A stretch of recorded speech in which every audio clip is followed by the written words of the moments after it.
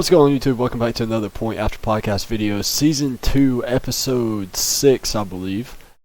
Today we're going to be discussing the Mountain West Conference. If this is your first video with us, we have already discussed the AAC, the American Athletic. We've discussed Conference USA. Yesterday we discussed the Mid-American. And then we've done some preview videos for Cincinnati and UAB. So if you're joining us today, I'm assuming you're either a longtime follower of TPA or a Mountain West fan.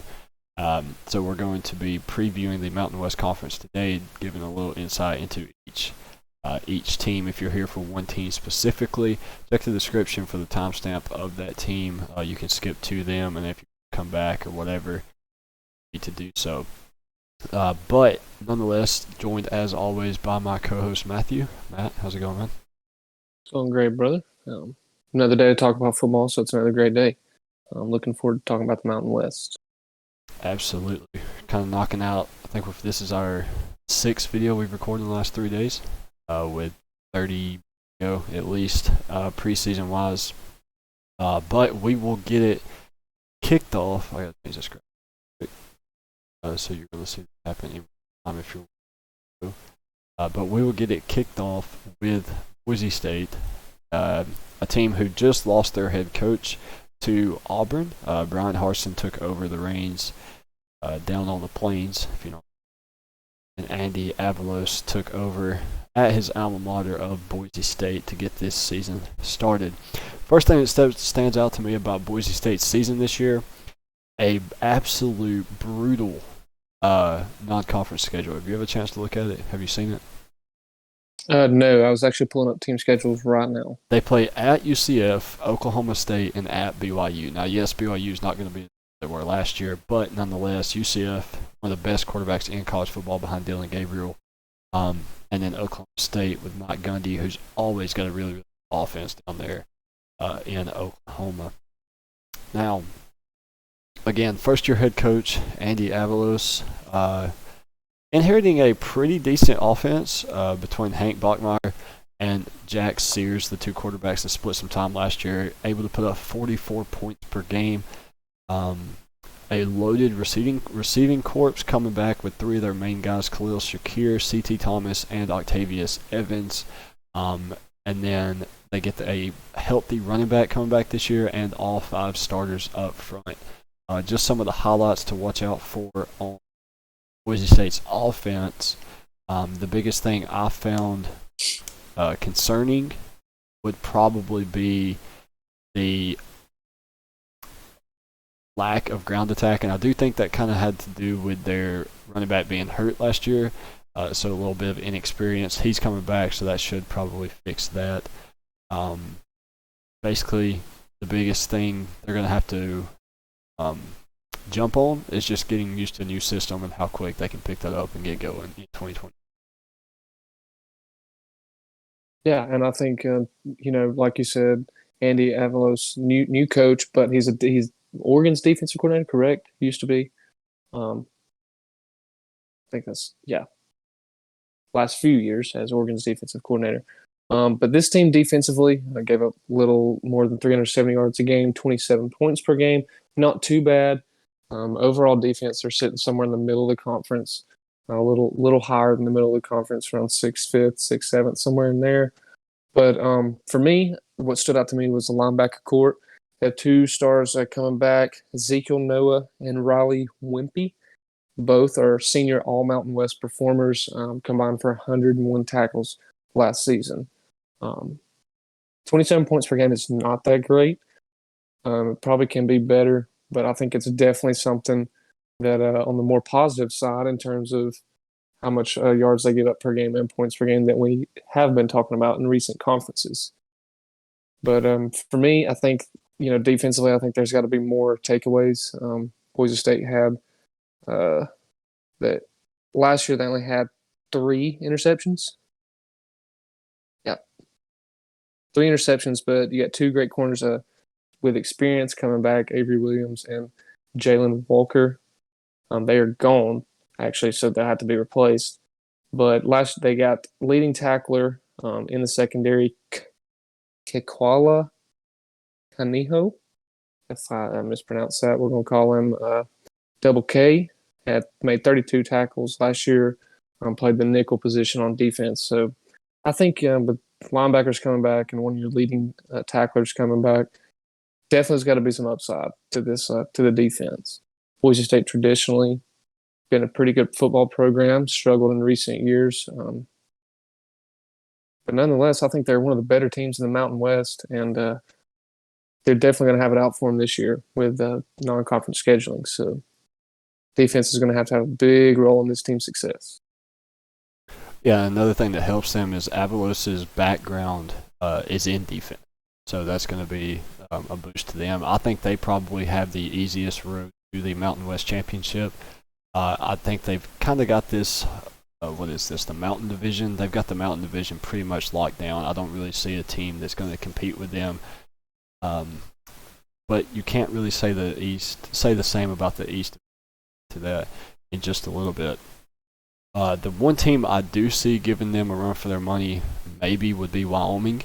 Wyoming went 2-4 last year, but they did also have their starting quarterback get hurt. Craig Bull is, I think this is his second or third year maybe at the helm for Wyoming. They have a really, really good run game. That's what their pride and joy. They live and die through the ground. Trey Smith and Xavier Valade are both coming back, probably one of the better group of 5 running back duos. They have a very, very experienced offensive line. Now, although they are very experienced, they did kind of struggle a little bit last year. Ninth or worse in the passing offense for the last 4 years. That's, yes, you can say that's also on the quarterback, but that also kind of has a lot to do with how much he's getting pressured, how much, how many sacks, takedowns, and things like that he's having to deal with also. Wyoming, you were touching on the defense for Boise State. I think Boise State's defense is going to have a field day with Wyoming offense. I don't think they have any problem shutting them down, forcing them to throw the football. 3 quarterbacks last year combined for 47% completion percentage. For those reasons, I know I kind of transitioned back and forth between Wyoming and Boise State, but I think those are the main reasons why Boise State runs away with the Mountain Division. Yeah, and do you want to roll into Wyoming? Yeah. You kind of touched on their offense a little bit. Offense being as bad as it was, defensive. Listen to this stat: might return 11 starters defensively. Not only that, their defense was 16th in the nation in points per game last year with 21, and held 6 of their games last year to fewer than 17 points. I look at that alone right there, and I think this team has every potential to be in the Mountain West title. You look at that, linebacker corps got bigger. Leading tackler Chad Mama is back and had 71 tackles last year, was Mountain West second team, all defensive player. But the stat that still kicks back to me is the 11 starters returning. I can't get that out of my head. I saw that last night and I was thinking, 11 starters, you got a top 20 defense. What is your goal this year? Right. I think what I saw said that they had at least 10 coming back, depending on one guy. So yeah, like you said, if they come back with all 11, that's really, really massive. They have their, D-line, linebacker, and secondary each individually rank at the top of the Mountain West Conference. And like I said, with Craig Bull and Jay Salvale, I think, defensive coordinator, there's not a lot that they're going to have to improve on this year. I think defensively will be why they give Boise State a run for their money, but I just don't think that their offense can keep up Boise State. So I do think Wyoming finishes second in the Mountain Division behind Boise. Yeah, I definitely agree. I think it'll be first or second. Definitely got to have more takeaways too. Only had 4 interceptions on the season last year. As good as the defense was, they were a run stop defense first, and passing defense second. So more interceptions can only lead to bigger and better things. I look for a repeat from their defense, but I agree with you. I'm thinking top 2, top 3 at worst in the division. Yeah, and I'll let you transition into Air Force. Air Force goes 3-3 in 2020 after a very, very good 2019 season. Um, they did have some issues last year with some red shirts. They had a lot of guys kind of opt out, not play this past season. Uh, and they were, for the most part, all defense. So I'll let you start off with the defense, and then I'll cover their offense going into 2021. Wyoming being over here, Air Force's expectations are going to be way over here. They're losing 8. They have to replace 8 starters on the defensive side of the football. They were 6th in the nation in total defense with just 303 yards per game, but you're replacing 8 people. If I had my guess, at least 50% of those 8 players had just about everything to do with having that top defense in the nation. But on the bright side, you are returning your second leading tackler, Milton Bugg. He missed last season, but he was a leading tackler in 2019.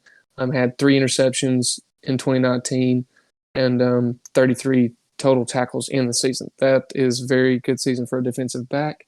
And to miss last year, I think he's coming back with some fire this year. I expect it, and I expect him to probably be one of the better defensive backs in the conference. Yeah, and you mentioned they were replacing 8 starters on defense. Yep. Offense, they were replacing all 5 offensive linemen. So if you watched our video yesterday, we were talking about the MAC, and MAC basically had the problem where their offensive linemen, every team in the MAC returned to all 5 offensive linemen for the most part, but they gave up like 4 or 5 sacks per game last year. Air Force is going to have to replace all 5 playing a 12-game season. I don't know who their quarterback is, but he may want to consider sitting out and staying, trying to get based overseas or something. I don't know. Like, it's going to be a rough year for you, dude. You're going to get sacked probably 50 times. I hate to tell you. But yeah, so anyway, replacing all 5 offensive linemen. Your quarterback last year was Hazik Daniels. He didn't really perform that great. You have a really good running back in Brad Roberts and a really, really good tight end, arguably the best tight end in the conference, Kyle Patterson. He's probably one of my players to watch this year. And then Brandon Lewis, a receiver who can aid in the run game.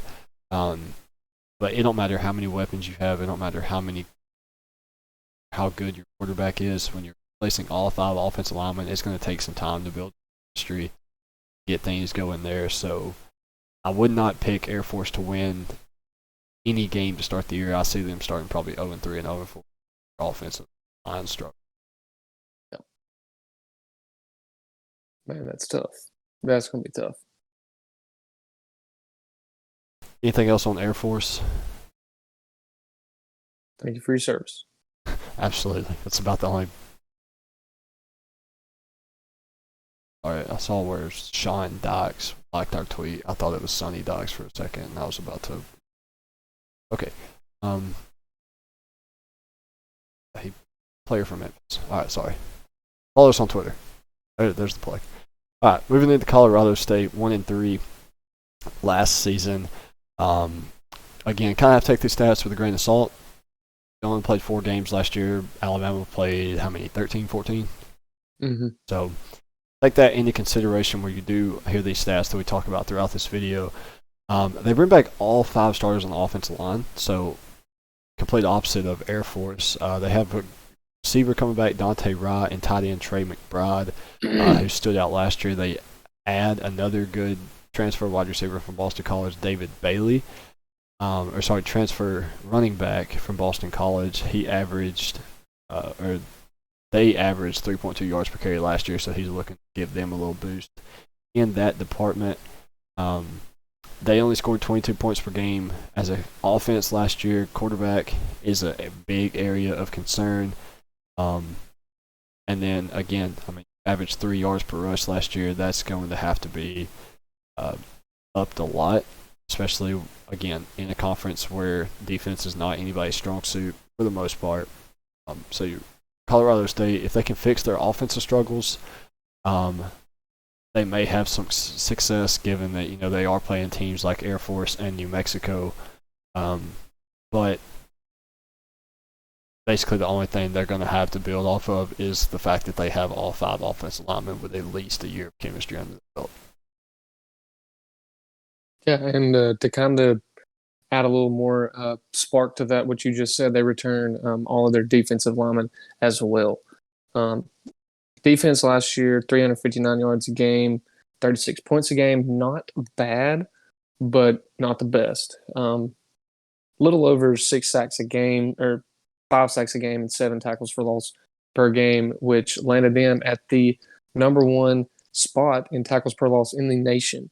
I think you return all of your defensive linemen and 3 of your main linebackers, and one of them being probably the best defensive player on the team to me, based off of what I've read. Daquan Jackson.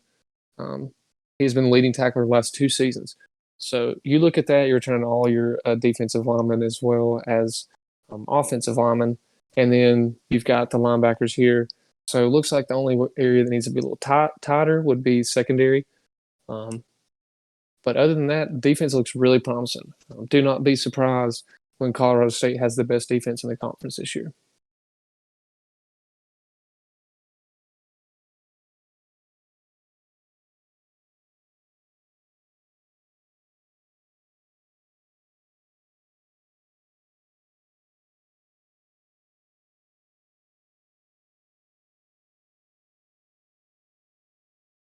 When you play, have COVID when you play Colorado State. Yeah, absolutely. I was actually muted, so I'm going to re-say what I just said. Colorado State had 16 sacks per game last year for games, so 4 sacks per game. So when you play teams like Air Force, which is why you heard Matthew say, if you're the quarterback, you better want to have COVID that week. But I think the biggest area of concern would be giving up 36 points per game last year, 10th in pass efficiency. But lots of stuff to improve on. Your biggest thing is you're just gonna have to kind of ride the back of the offense, and those offensive linemen. But other than that, it's probably gonna be a rough year for Colorado State. Maybe it's art. It's definitely it'll be like a 500 year, I think. Yeah. But you have really good defense. Got to have more from the secondary there. They only had secondary in total last year. Only had 1 more interception on the year than I did. They just had 1. So not bad. Sitting at home, got to be better. In good shape. But nonetheless, we'll get on to New Mexico now. New Mexico got a really, really, really good quarterback transfer. You know what I'm talking about? I don't know. Terry Wilson. That is Kentucky's quarterback, correct? Yes, used to be. Okay, yeah. I know there was another Wilson transfer quarterback I saw earlier. I think I saw it yesterday when I was looking at it. Mountain West is the transfer quarterback capital of the United States, apparently. Utah State got a really good transfer quarterback. We'll touch on them after this. They have a really, really good schedule, too. New Mexico, they go 2-5 in 2020. But this year it's looking very, very promising. Their schedule kind of plays into their favor. They're playing Colorado State. They're playing Air Force. They're playing Utah State. I think Athlon had them projected to go 5th in the conference. I disagree with that. I've got them finishing 4th. Got Colorado State finishing 3rd. And then I've actually kind of got Utah State and Wyoming at like a tie for 2, which I know that don't make sense, obviously, but Utah State's going to have a big jump this year, in my opinion. And part of that is getting past New Mexico. New Mexico, again, they have Terry Wilson who's going to come in and try to give some kind of spark, but offensively they struggled last year. Only 24 points per game, barely over 5 yards per play. They don't really have any playmakers at the running back or wide receiver position. Bobby Cole, their running back, could maybe push for all-conference honors. I don't really see it happening. I think this conference has a lot of good running backs in it. So for me, New Mexico, I've got them finishing 4th, but I wouldn't expect anything immaculate out of them. Yeah, I agree. I think defense is probably going to be their strong suit this year, even though last year they were one of the worst teams in the conference in terms of points per game given up and total yards per game given up. but they're returning a lot of people. Return 6, 7 players, depending on who all of them start, and one of them being all conference safety Jarek Reed, who had 4 interceptions and 33 tackles on the year last year. You see stats like that, and then you see, individual game scores. You don't think stuff like that is impressive. That's pretty impressive season, but overall, it can't just be one guy stop playing 11. So, I like you. I don't see them doing anything special. I have them finishing um, fifth in the division, but you return all these players. You can prove a lot of people wrong. You got experience and got the veteran leadership back there.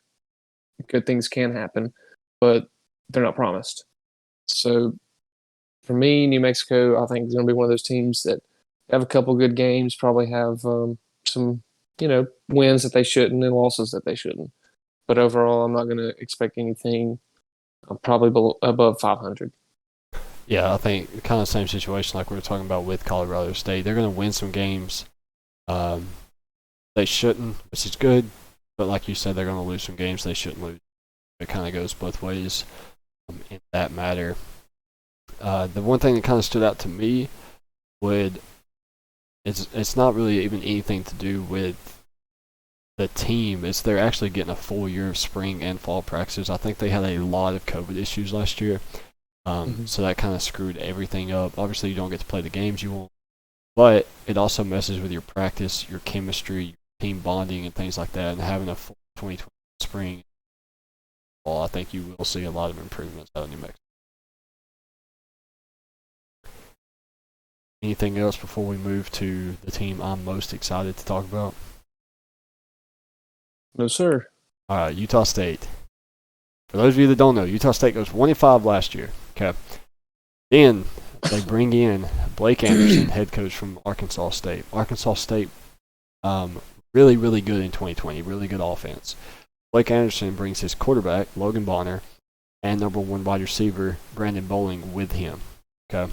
Not only that, this dude goes out and gets 15 to 20 different transfers. They get wide receiver Jamie Nance, running back Calvin Taylor, wide receiver Brandon Bolin, and quarterback Logan Bonner, like I mentioned, along with 2 offensive linemen.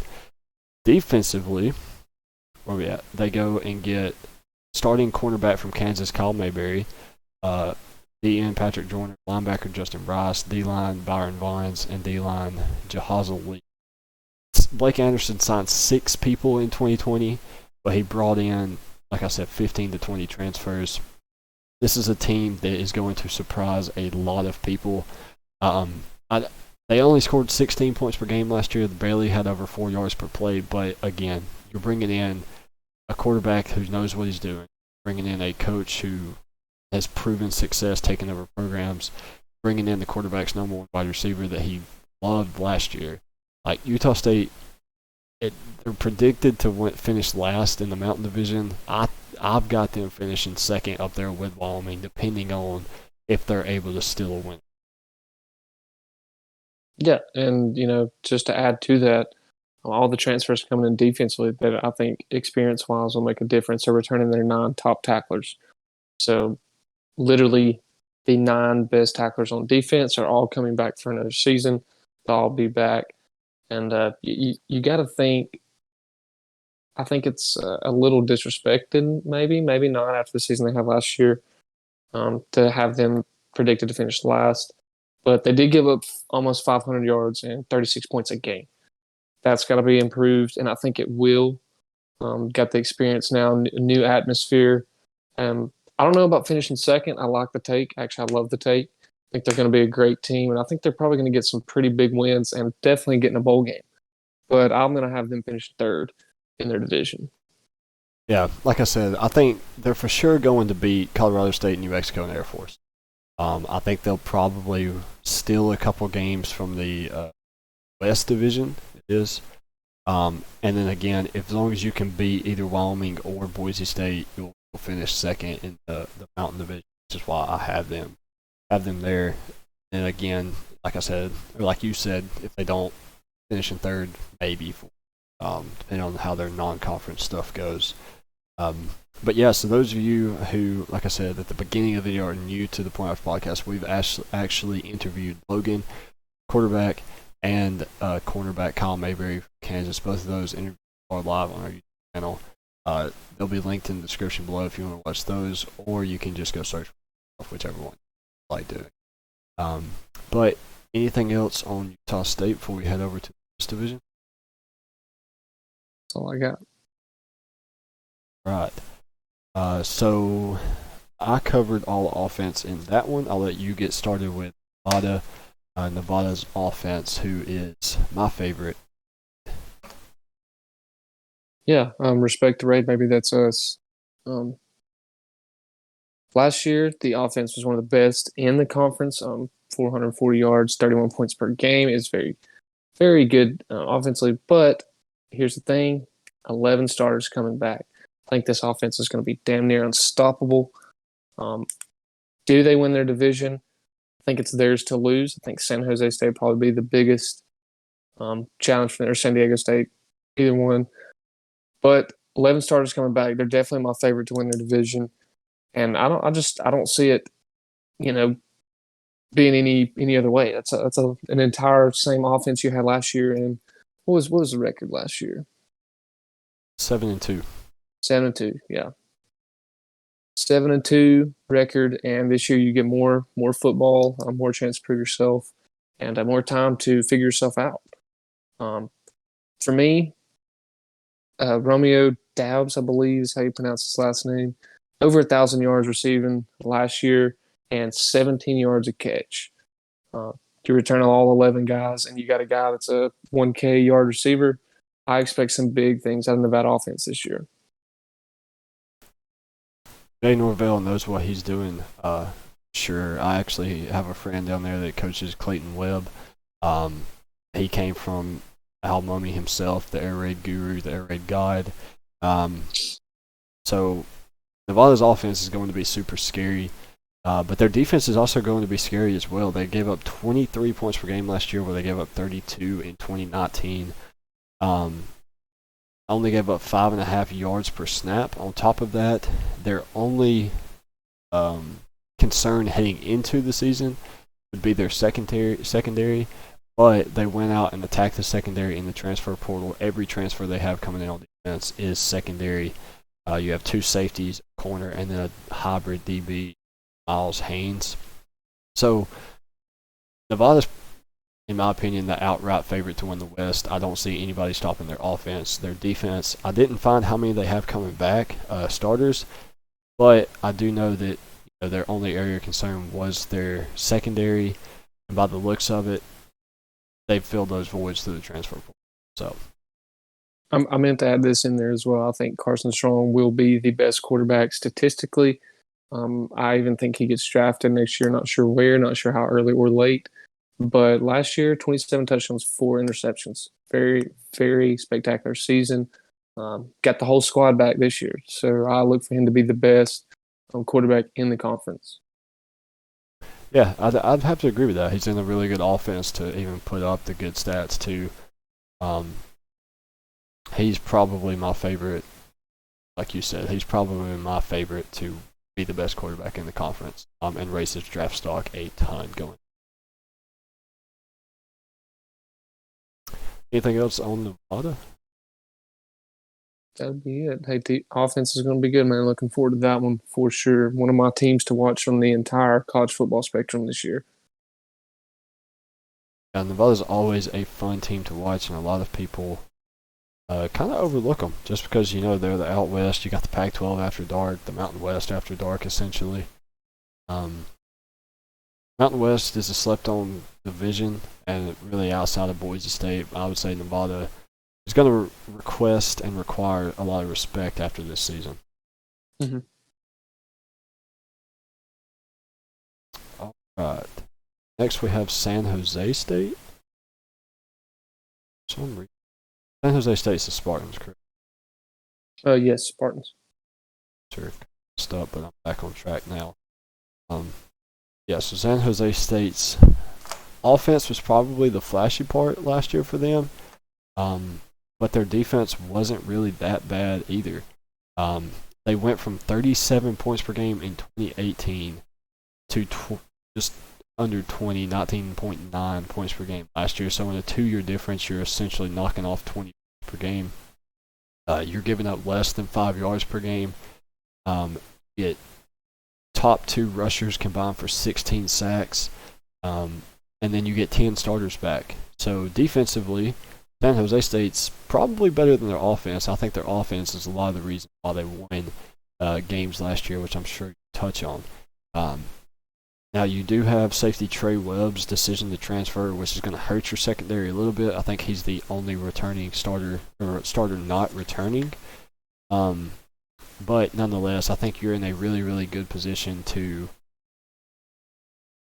build off of the success you had last year and really turn this thing into a solid Mountain West, probably the third best team in the Mountain West. Yeah, I agree. Third or fourth spot for sure. The offense is returning 9 players, and the only 2 are their top 2 receivers, which I think is their biggest concern offensively. Nick Starkel, if anybody doesn't know, formerly played at Texas A&M and then went to Arkansas and is now at San Jose State. Last year, completed 64% of his passes, over 2,000 yards, 2,100 yards, and 17 touchdowns.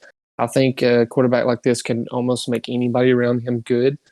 And the receivers and the receiving core being what I think will need the most work going into the season, I think he is definitely the quarterback to do that.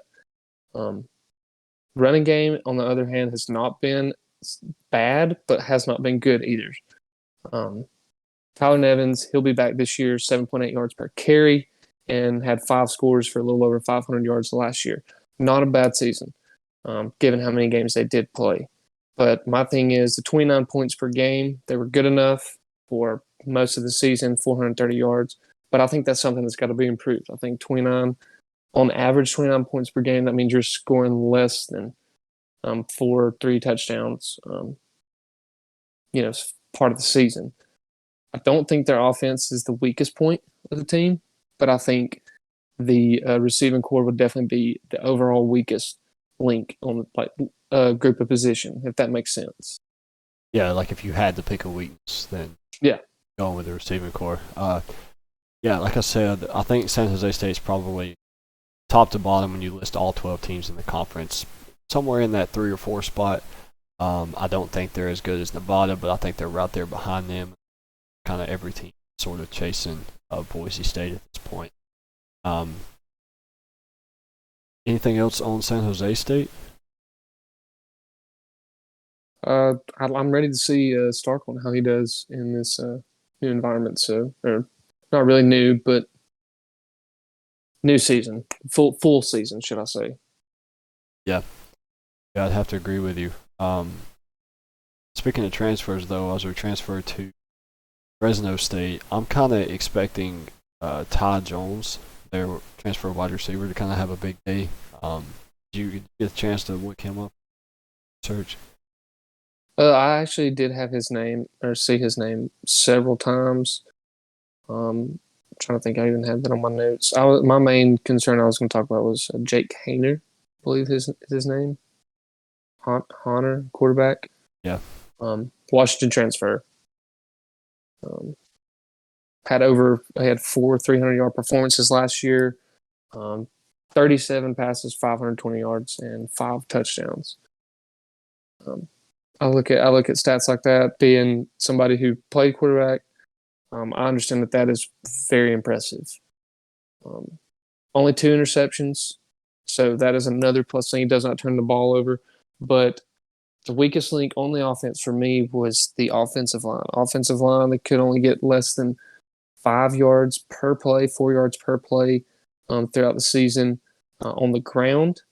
I think if you want to be a good team, surround yourself and make a quarterback that's already successful even better. You got to have a run game. Can't rely on the pass the whole time.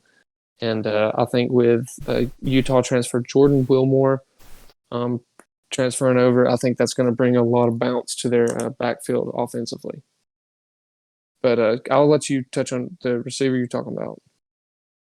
Yeah, I just, in the he was probably the name that stood out to me that could come in and have an immediate impact. I think they're really, really deep at the wide receiver position, and they signed a few wide receivers, but I think of amongst the receivers coming in, I think he's probably the one that's just going to have the big breakout year, I guess. Kind of maybe shock some people, but just maybe a name to keep an eye on throughout the season as somebody who maybe slept on now, but I don't think that'll be the case by the end of the year.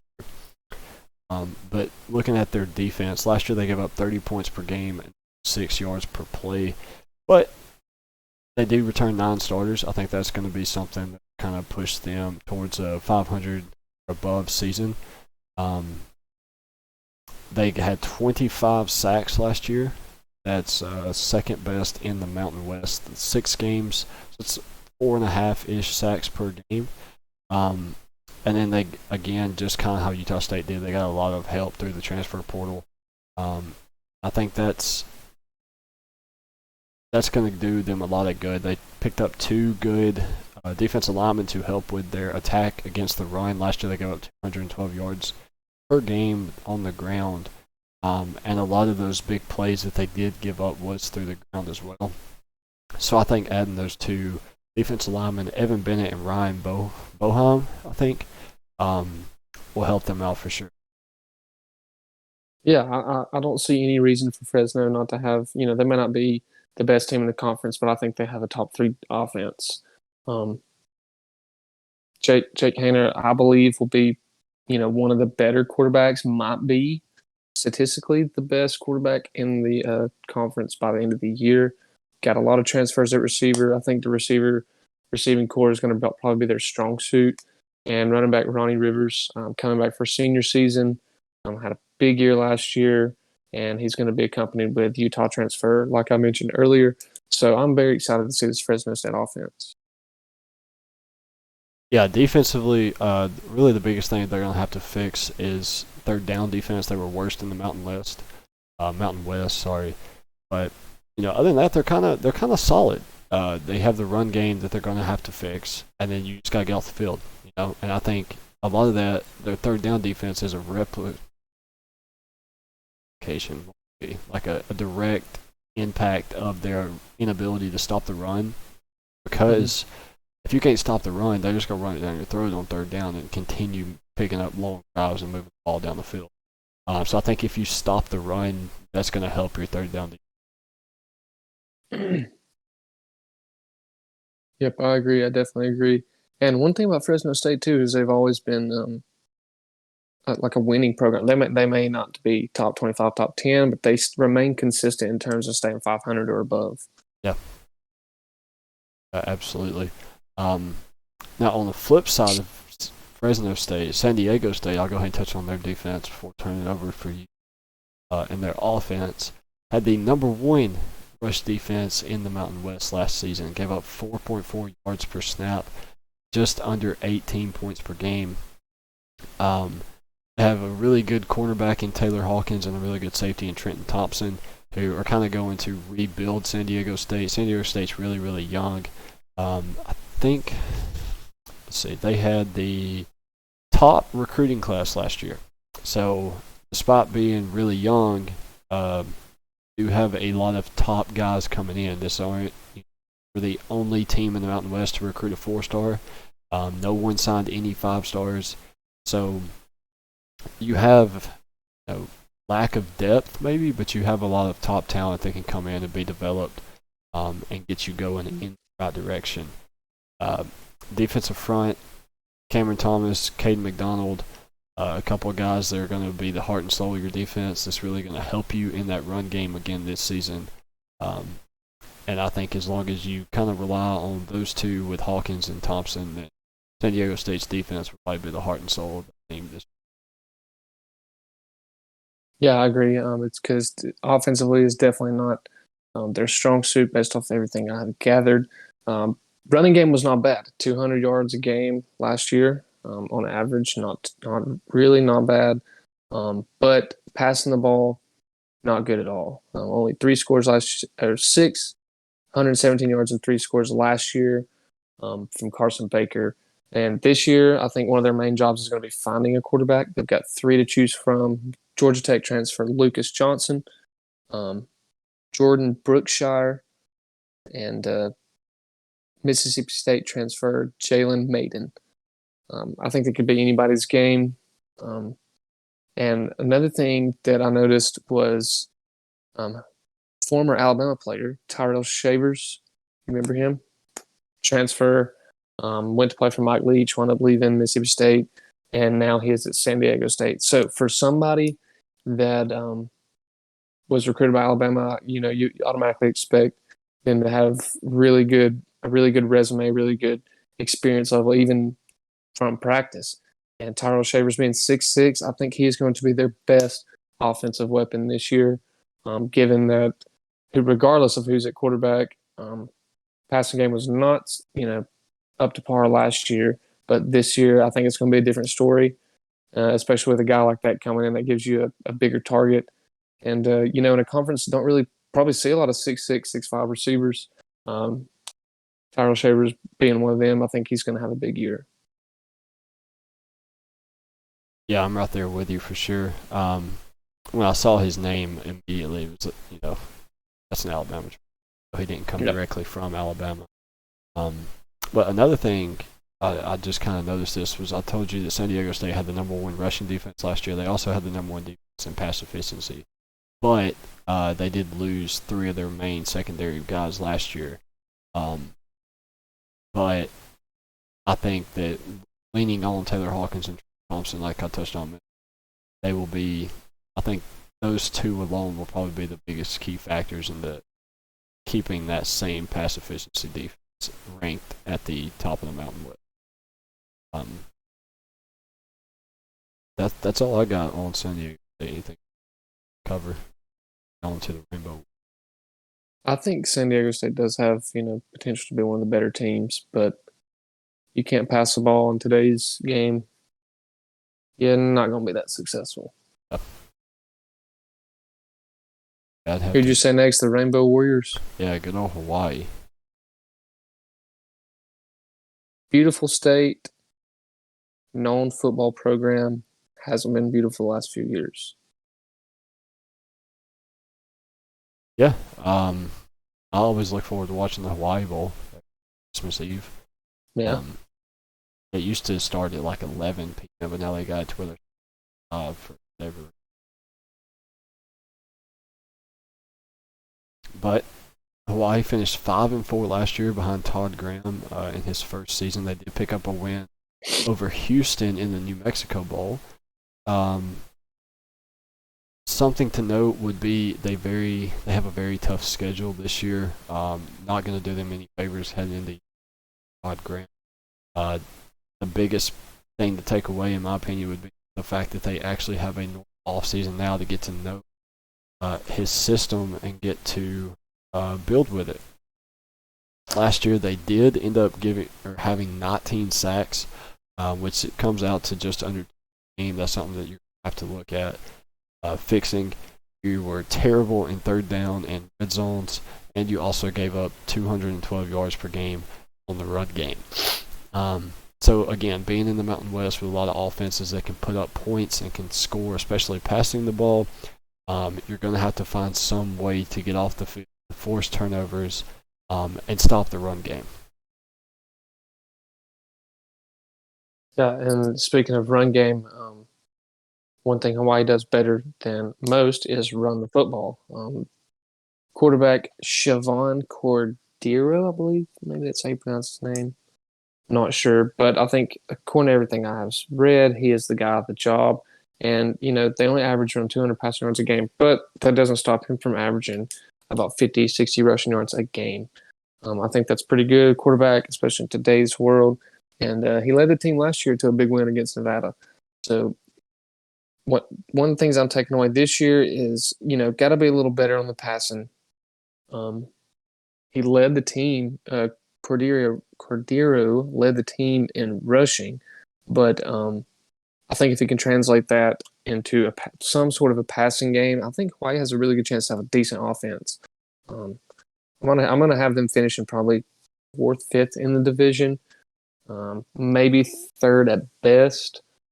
But overall, everything I've gathered, the offense was one of the worst in the divisions last year, worst in the conference the last 5 years. So, not the good old Colt Brennan days. Yeah, I think Colt Brennan still holds the majority of the NCAA records. So yeah, that was back in like 05, 06, somewhere in, I believe. So a long way to go for Hawaii to return to those days. And then lastly, the last team in the Mountain West that we can kind of wrap it up with is UNLV. UNLV is very similar to,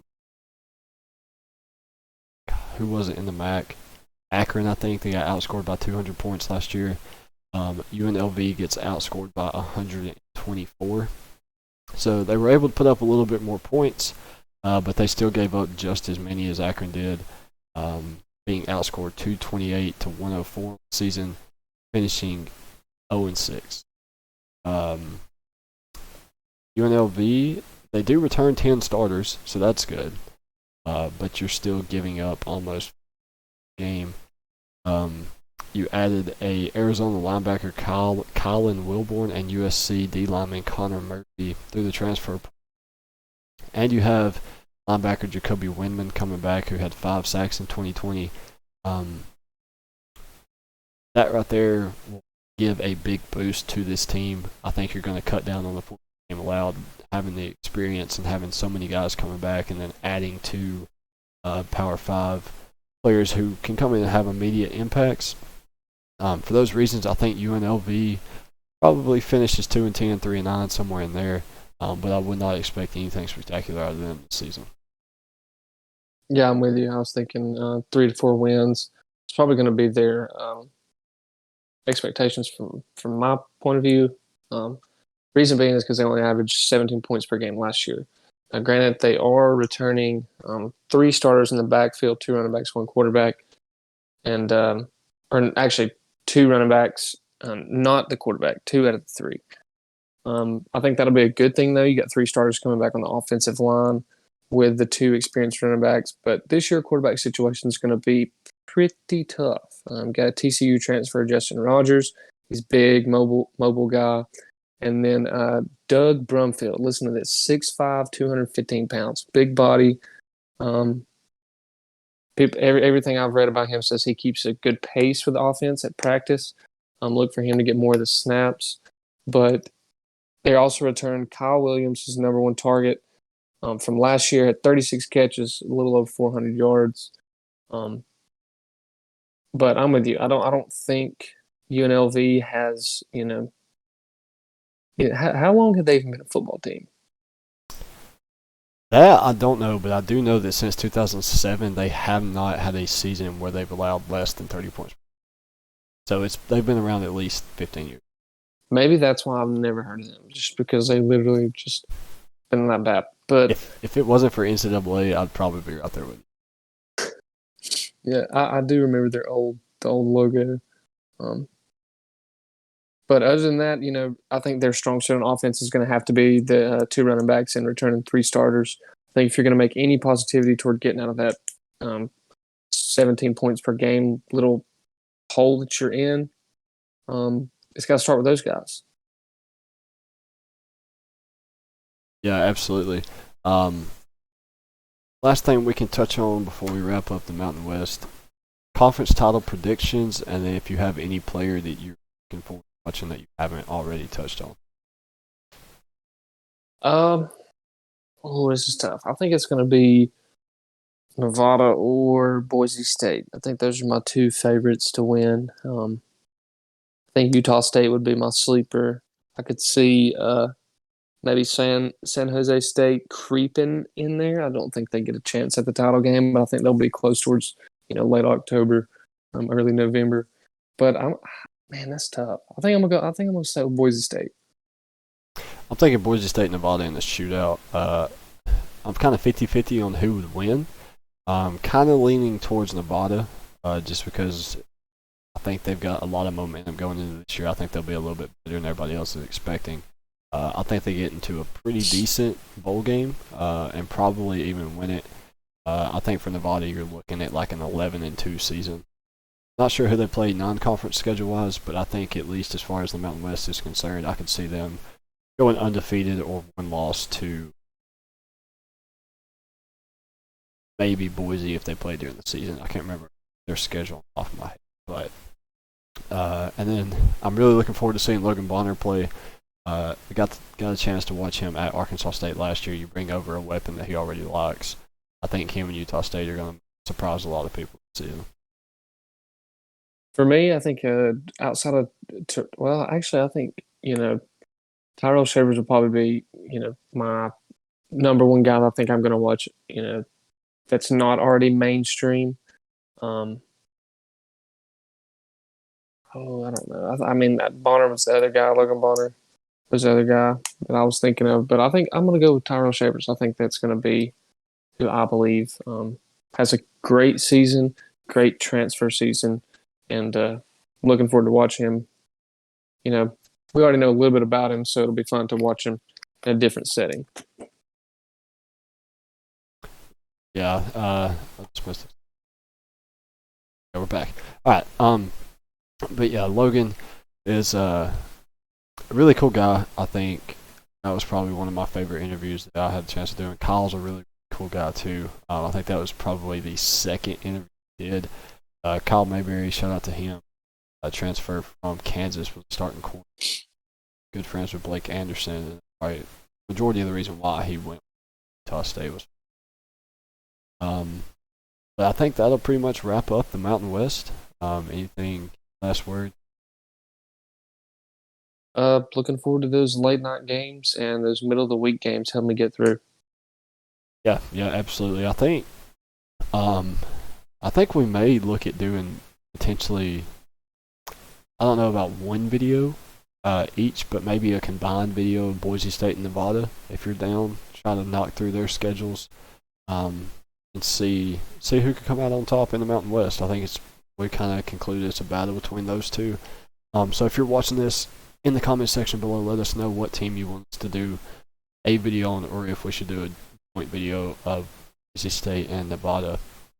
I think that's it. I think that'll wrap up the Mountain West. Like I said at the beginning of the video, if you're here and you enjoy any other conferences, we've done a lot. We've got going to cover every conference at some point, so hit the subscribe button and your conference will show up at some point. I think Matthew has one final word from our sponsor, Sharpie S-Gel. Use TPA at checkout or discount. May or may not work. Probably won't, but that's not the point. Use it anyway. Hit that subscribe button, follow us on all social media, and we will see you guys tomorrow.